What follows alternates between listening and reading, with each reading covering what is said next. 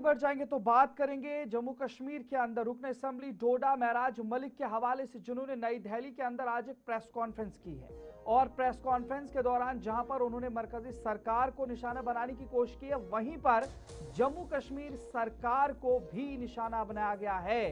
जम्मू कश्मीर हुकूमत इंतखाबी वादे पूरे करने में नाकाम रही है, ये रुकन असेंबली डोडा महराज मलिक की जानिब से प्रेस कॉन्फ्रेंस के अंदर कहा गया है।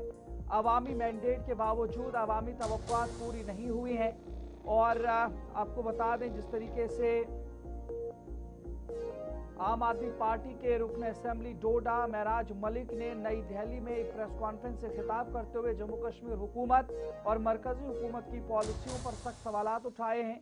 उन्होंने इल्जाम आयद किया कि वज़ीर आला मुरब्बुल्लाह की क़यादत वाली हुकूमत इंतखाबी मंशूर में किए गए वादों को पूरा करने में नाकाम रही है और अवामी मैंडेट के बावजूद अहम वादे जमीन पर नजर नहीं आ रहे हैं। महराज मलिक ने मजीद कहा कि नेशनल कॉन्फ्रेंस अवामी जज्बात और तवक्कुआत की नुमाइंदगी करने में नाकाम रही है, जबकि लोगों की उम्मीदें ताहाल पूरी नहीं हो सकी हैं। उन्होंने लेफ्टिनेंट गवर्नर इंतजामिया के साथ भी कुछ बात की है और बुनियादी हुकूक के हवाले से बात की है, जबकि मुंतखब हुकूमत खामोश तमाशाई बनी हुई है। उन्होंने 200 यूनिट मुफ्त बिजली के वादे का हवाला देते हुए कहा कि ये अहम इंतखाबी वादा अभी तक मुकम्मल तौर पर नाफिज नहीं किया गया। उनका कहना था कि अवाम ने बड़ी तवक्कुआत के साथ हुकूमत को मैंडेट दिया था, लेकिन वो उन तवक्कुआत पर पूरा उतरने में नाकाम रही है, जिससे सियासी बहस में मजीद शिद्दत आने का इम्कान है।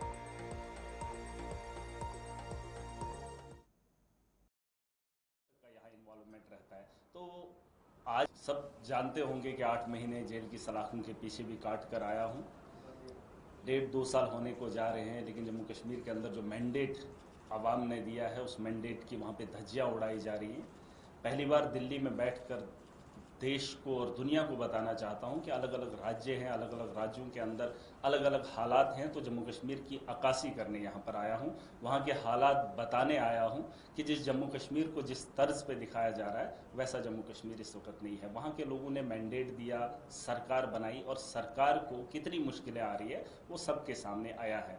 आपको याद होगा जब हम पहली बार बने वहाँ पे बजट आया हमारा, तो उस बजट में वहाँ के लोगों को काफ़ी उम्मीदें थी, लेकिन उस बजट में इम्प्लीमेंटेशन मुझे नहीं दिखा। उसके बाद मुझे जेल भेजा गया और इस साल का बजट भी कुछ वैसा ही है। अभी तक जो है बजट तो दिखाया जाता है, मान के चलिए 1.5 लाख करोड़ के आसपास जो है बजट रहता है, लेकिन जब इम्प्लीमेंटेशन की बात होती है, यूटिलाइजेशन की बात होती है, तो कहीं 20 हज़ार के आसपास जो है यूटिलाइज होता है। तो जहाँ गरीबी, मुफलसी, वो सब देखने को मिल रही है। तो आज मैं यहाँ दिल्ली के अंदर आया हूँ पिछले कुछ दिनों से।